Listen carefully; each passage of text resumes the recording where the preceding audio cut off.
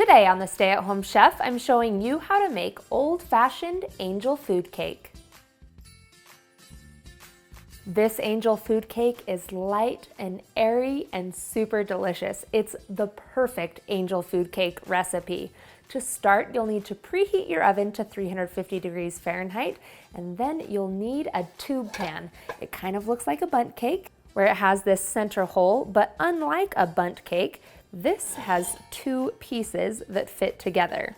And once again, it's called a tube pan. You'll need it to make an angel food cake, and you'll need to leave the pan ungreased. You don't want any kind of grease when making an angel food cake. Now, there's something crazy about making angel food cake, and that is that after it's done baking, you have to flip the pan upside down. So before we start, you'll need to find a bottle that's the right size to fit into the center of the tube pan so that you can balance it on top. Now, I know that this sounds a little bit crazy, but trust me, and it's a lot easier to figure out what will fit into the center before baking than after. Next, you'll want to separate out 12 egg whites into a large mixing bowl. You want to let these sit out for 15 to 20 minutes so that they can come to room temperature. This will make for a much better cake if you just have a little bit of patience and let them warm up. In the meantime, we're going to sift together 1 cup of cake flour with 1.5 cups, here I'll get that sifting, with 1.5 cups of powdered sugar. Now, a couple of notes here. You'll want to make sure that you use cake flour because it is much more finely ground and it's cut with a little bit of cornstarch and it creates a light and airy cake. So don't skip out on this. And I actually don't even recommend making a cake flour substitute. Now, a lot of recipes will have you use regular granulated sugar, but I have you use powdered sugar because it is also cut with a little bit of cornstarch and it's much more finely ground. And I feel like the combination of the cake flour and the powdered sugar creates the perfect angel food cake. Now, moving back to our egg whites, we're gonna add in 1.5 teaspoons of cream of tartar, 1/4 teaspoon of salt, 1/2 teaspoon of vanilla extract, and 1/2 teaspoon of almond extract, and start whipping this.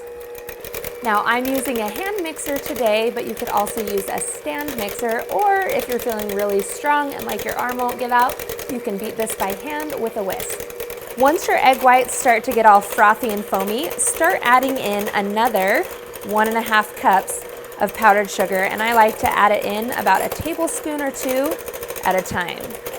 Now, this powdered sugar is in addition to the powdered sugar that we sifted in with the cake flour, so don't let that confuse you. There's 3 cups total.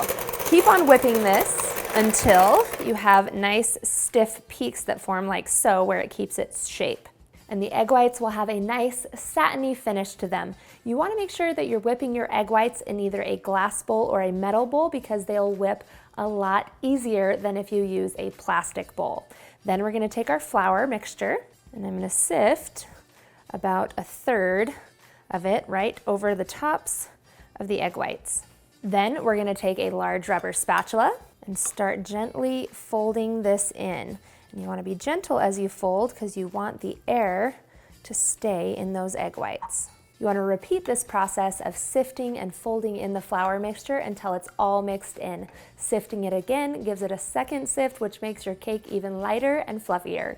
Make sure you scrape the sides and bottom of the bowl to make sure there's no hidden pockets of flour.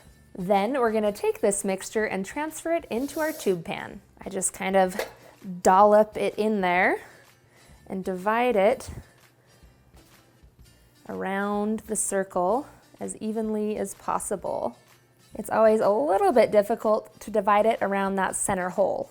Then I just run the rubber spatula around one time to pop any air pockets and then smooth out the top just a little bit. Then this is going to go immediately into a 350-degree oven for 45 minutes.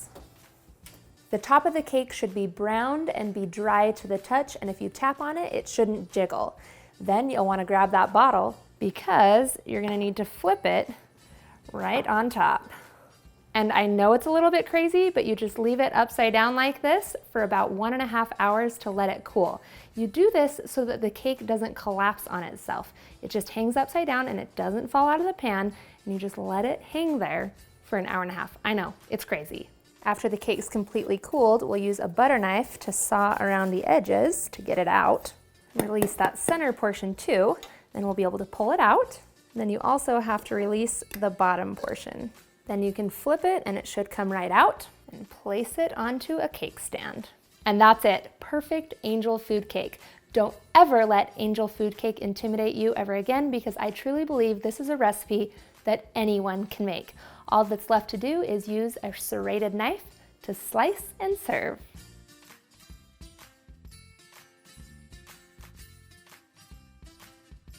Thanks for watching. You can find the full written recipe in the video description.